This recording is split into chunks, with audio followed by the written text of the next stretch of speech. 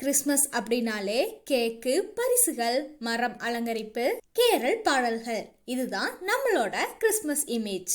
ஆனா உண்மையை சொல்ல போனா இந்த கொண்டாட்டத்துக்கு பின்னாடி ஒரு அதிர்ச்சி மிகுந்த வரலாறும் நாள் கணக்குல ஆழமான மாற்றங்களும் இருக்குது. கிறிஸ்துவோட பிறந்த நாள் தான் கிறிஸ்மஸ் அப்படிங்கிறது நம்ம எல்லாருக்கும் தெரிஞ்ச விஷயம்தான். ஆனா உண்மையிலேயே இயேசு டிசம்பர் 25 தான் பிறந்தாரா? கிறிஸ்துமஸ் அப்படிங்கிற பேரு எப்படி வந்துச்சு? இன்னைக்கு இந்த வீடியோவில் கிறிஸ்மஸ் பண்டிகையோட ரசமான சர்ச்சை நிறைந்த அறியப்படாத கதைகளை பார்க்க போறோம். முழு வீடியோவையும் கவனத்தோட பாருங்க, ஏன்னா கடைசியில உங்களுக்கு ஒரு சிறப்பு கேள்வி இருக்குது. முதல்ல கிறிஸ்மஸ் அப்படிங்கிற பேரு எப்படி வந்துச்சு அப்படின்னு பார்ப்போம். இது ஒரு சாதாரண கலவைதான். கிறிஸ்ட் பிளஸ் மஸ், அதாவது மக்களோட திருவிழா. இத எளிமையா தமிழ்ல கிறிஸ்துவின் திருவிழா அப்படின்னு சொல்லுவாங்க. இங்க இருக்கிற மிகப்பெரிய கேள்வி என்னதுன்னா, இயேசு எந்த நாள்ல பிறந்தாரு அப்படிங்கிறது தான். இங்கதான் வரலாறு நமக்கு ஒரு தெளிவான பதில கொடுக்கல.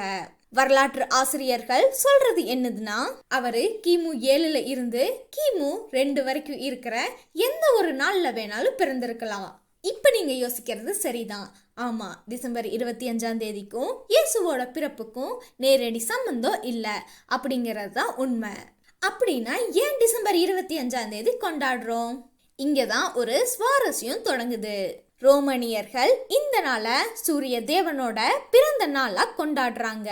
பல கலாச்சாரங்களும் குளிர்காலத்தோட நடுப்பகுதியில நீண்ட இரவுக்கு அப்புறம் சூரியன் வலுப்பெறும் நாளை கொண்டாடினாங்க. ஆரம்ப கிறிஸ்துவர்கள் இந்த ஏற்கனவே உள்ள பெரிய விழாவின் மேல இயேசு ஞானத்தின் சூரியன் பிறப்ப ஏற்றி கொண்டாட ஆரம்பிச்சாங்க. இது ஒரு வகையில பழைய விழா புது அர்த்தம் பெற்றது. கிறிஸ்மஸ் நாளன்னைக்கு பெரிய அரசியல் நிகழ்வுகளும் தேர்வு செய்யப்பட்டது.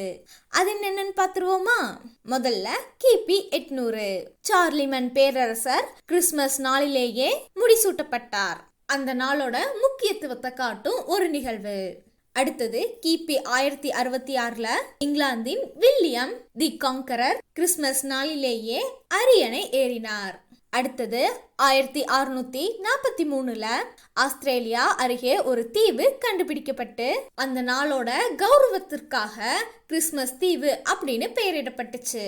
நம்மள நிறைய பேர் நினைக்கிற பழமையான சம்பிரதாயங்கள் உண்மையிலேயே உருவாகிறதுக்கு பல நூற்றாண்டுகள் ஆகும். முதல்ல கிறிஸ்மஸ் மரம். முதல் பதிவு செய்யப்பட்ட கிறிஸ்மஸ் மரம் 1510 லாட்வியாவின் ரிகா நகரில். அது இன்னைக்கு உலகம் முழுவதும் பரவி இருக்குது. அடுத்தது கிறிஸ்மஸ் கார்டு. முதல் வணிக ரீதியான கிறிஸ்மஸ் கார்டு 1840 இங்கிலாந்துல அனுப்பப்பட்டுச்சு. SMS-க்கு முன்னோடி தான். அடுத்தது அரசு விடுமுறை. அமெரிக்காவோட ஆலபாமா மாநிலம் 1836 முதலா கிறிஸ்மஸ அதிகாரப்பூர்வமான விடுமுறையா அறிவித்தது. அடுத்தது கேரல் சர்வீஸ். இன்னைக்கு நாம கேட்கிற அழகான கிறிஸ்மஸ் பாடல்கள் இயேசுவோட பிறப்பை அறிவிக்கும் பாடலா துவங்கியன. இன்னைக்கு நாம கேட்கிற அழகான கிறிஸ்மஸ் பாடல்கள் இயேசுவோட பிறப்பை அறிவிக்கும் பாடல்களா துவங்கின. 1847 பிரான்ஸ்ல நடந்த முதல் கேரள்ல ஓ ஹோமி நைட் பாடப்பட்டதா நம்பப்படுது. அடுத்தது பரிசு மாற்றம். இந்த வேர்ச்சொல் அதிர்ச்சியூட்டும். பண்டைய பாரசீகத்துல கிறிஸ்மஸ் நாள்ல மட்டும் அடிமைகளுக்கு ஒரு நாள் சுதந்திரம் கொடுக்கப்பட்டுச்சு. சில எஜமான்கள் அவங்களோட அடிமைகளை பரிசாகவே பரிமாறிக்கொண்டனர். இதுல நல்ல விஷயம் என்னதுன்னா, இன்னைக்கு அந்த நடைமுறை இல்ல. ஆனா நல்ல எண்ணத்தை பரிமாறும் ஞாபகார்த்தமான பரிசு பரிமாற்றம் மாறி இருக்குது.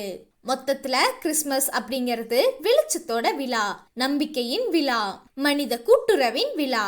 ஒவ்வொரு கலாச்சாரங்கள், ஒவ்வொரு நம்பிக்கைகள் தமக்கான வழியில நல்லது வெல்ல வேண்டும், இருள் தொலைய வேண்டும் அப்படிங்கிற ஒரே ஆசையோட இந்த நாளை ஏற்றுள்ளன. இன்னைக்கு அது கிறிஸ்துவர்களோட முக்கிய விழாவா இருந்தாலும் மகிழ்ச்சிய பகிரும் உலகளாவிய சமயமாக மாறி இருக்குது. இப்ப உங்களுக்கான கேள்வி, கிறிஸ்மஸ் சம்பிரதாயத்துல உங்களுக்கு பிடிச்சது எது? கிறிஸ்மஸ் மர அலங்கரிப்பா, பரிசுகள் திறப்பா, இல்ல குடும்பத்தோடு ஒன்னா உட்கார்ந்து சாப்பிடுறதா? கமெண்ட்ல சொல்லுங்க. இந்த வீடியோ உங்களுக்கு பிடிச்சிருந்தா லைக் பண்ணுங்க, உங்களோட நண்பர்களுக்கு பகிர்ந்து கொள்ளுங்க. எங்களோட சேனலை சப்ஸ்கிரைப் பண்ண மறந்துடாதீங்க. அடுத்த வீடியோல சந்திப்போம். உங்க எல்லாருக்கும் கிறிஸ்மஸ் மற்றும் புத்தாண்டு நல்வாழ்த்துக்கள்.